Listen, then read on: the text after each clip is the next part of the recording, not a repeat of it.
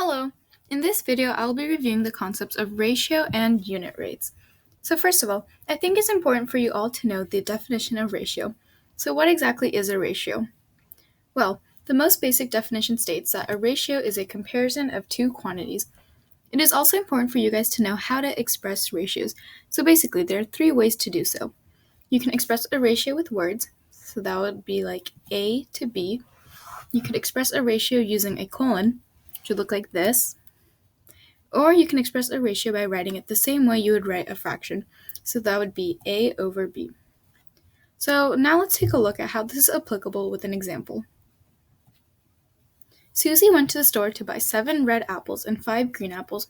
Write a ratio in all three forms to compare red apples to green apples. So since we want to know red apples to green apples, simply write the quantity of red apples first, followed by the quantity of green apples using the models shown on the previous slide. So in word form, that would be 7 to 5. Using a colon would look like this, and fraction form would be 7 over 5. So this example was pretty straightforward, and the only thing that can be tricky sometimes with these types of problems is determining which order to express your quantities in. So it's important to pay attention to that. Usually in problems like this, the quantity mentioned first before the word to is the quantity you will write first, and then the one that follows would be your second quantity. So again, in this example, it would be red apples to green apples, and that's why 7 comes before 5. So to further clear this up, let's take a look at what happens when we have the same problem worded slightly differently. Susie went to the store to buy 7 red apples and 5 green apples. Write a ratio in all three forms to compare green apples to red apples. So in this case, since the problem asks for green to red instead of red to green, you would write the quantity for green apples first and then the quantity for red apples. So in word form, 5 to 7 with a colon like this, and then in fraction form, 5 over 7. So yeah, just always remember to read the problems carefully so you know what order the quantities are being compared in. Next, we're going to talk about rates. So, what is a rate? A rate is a ratio that compares two different units, or a ratio that compares two different things measured with the same unit, but this differs from a simple ratio because those compare like units. For example, in the previous problem, we saw apples to apples, which are both of the units were quantities of apples, but with rates, the units are always of different types. For example, a comparison between miles and hours would be considered a rate, since you have two different types of units, one of distance and one of time. So let's take a look at a problem about rate now. A car travels 150 miles in 3 hours. Using the given information, write a ratio to express the rate at which the car travels. So here we can identify this is a rate problem because there are two different types of units, miles and hours. So all we have to do is write this the same way we write all ratios. And for this particular example, as with many others, it is important to note that when dealing with any rate which involves times, time is always the second quantity being compared. So time would always be your denominator if you think about it in fraction form. In this case, you have your unit for distance, 150 miles, and your unit for time, 3 hours. So since we have a unit for time, we know this is going to be our denominator. So we can express this rate as a ratio by writing 150 miles over 3 hours. And you should know that if you want to read this would be 150 miles per every 3 hours, or per 3 hours.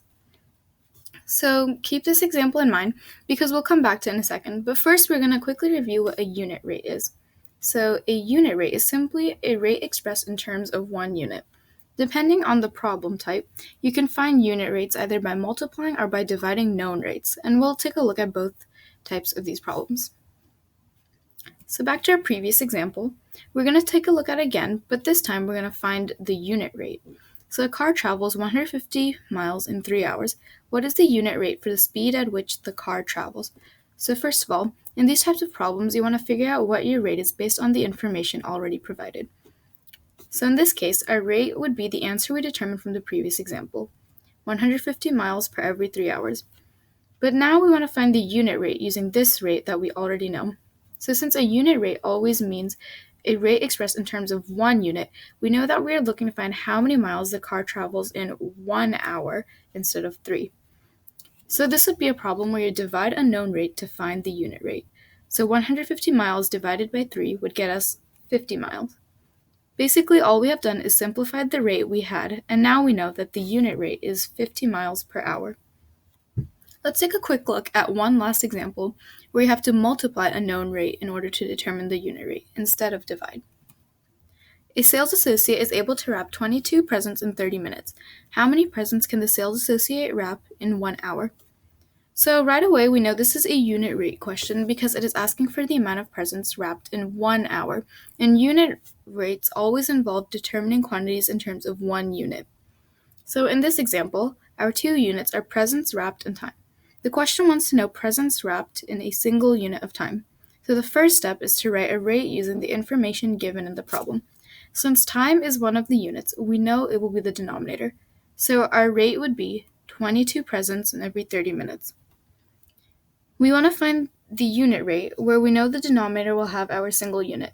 So we can already determine the denominator will be 1 hour. But notice, the question gives us time in minutes, so this means we will have to convert minutes to hours by multiplying. Because there are 60 minutes in 1 hour, we will multiply the denominator, 30 minutes, by 2 to get 60, which means we must also multiply the numerator by 2, so do 22 times 2 to get 44. So now we know the sales associate can wrap 44 presents in 60 minutes, or in other words, 44 presents in 1 hour, which we can call our unit rate. So thank you for watching this video. I hope it helped you with ratios and unit rates, but if you still have any specific questions or concerns, please feel free to contact us and fill out a suggestions form, which can be found on our website under the For You tab. Thank you.